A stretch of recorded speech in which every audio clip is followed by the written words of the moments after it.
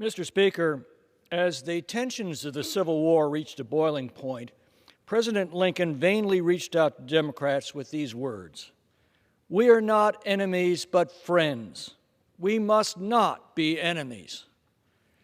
The contrast with Mr. Biden's September 1st speech in Philadelphia is jarring.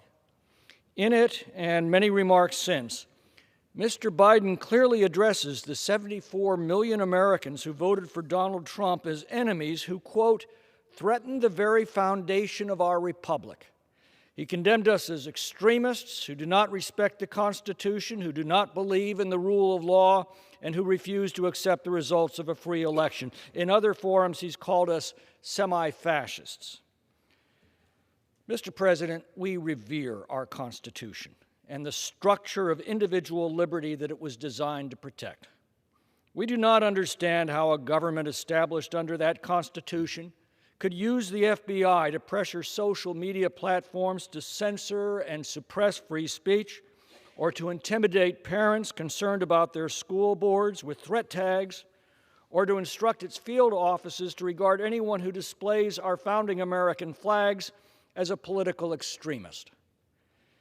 Mr. President, we revere the rule of law and our nation's premise of equal justice under law.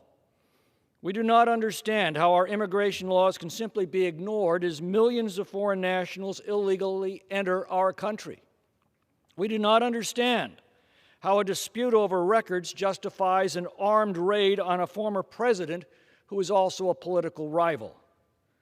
We do not understand how public health officials can order our schools or businesses closed or suspend our fundamental rights to worship and assemble with no vote of the people's representatives. We do not understand how obvious influence peddling by the son of a president can be ignored for years. And Mr. President, of course, we accept the results of a free election. But we do not understand how the safeguards that protect the integrity of our elections can be torn down to benefit one party. Replacing in-person Election Day voting with mail-in ballots, ballot harvesting, month-long voting, accepting ballots after Election Day, printing ballots on home computers, all of these changes undermine public confidence in the process that is essential to democracy. We wonder how you can call MAGA candidates a fundamental threat to our republic while your party spends millions of dollars to nominate them when you believe that it might help you in November.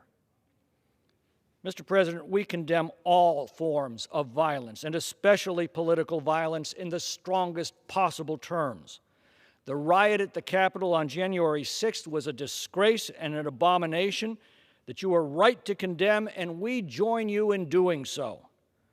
But we don't understand how you can at the same time turn a blind eye to prosecuting the political violence that burned our cities the year before, or how you can refuse to enforce the laws that protect our Supreme Court justices from intimidation at their own homes. Mr. President, we too fear for our democracy. We fear armed bureaucracies that seem increasingly disconnected from the results of our elections.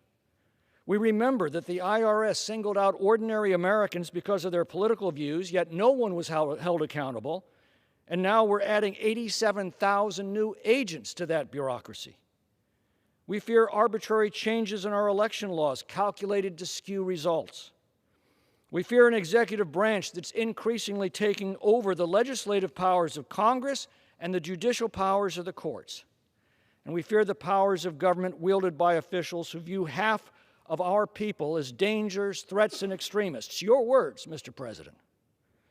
Lincoln spoke of the mystic chords of memory tracing back to the founding of our nation that must hold us together as Americans, as friends and not enemies.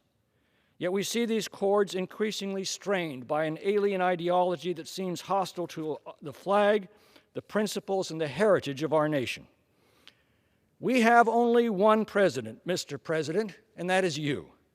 I didn't vote for you, and I won't vote for you again, but you are still my president.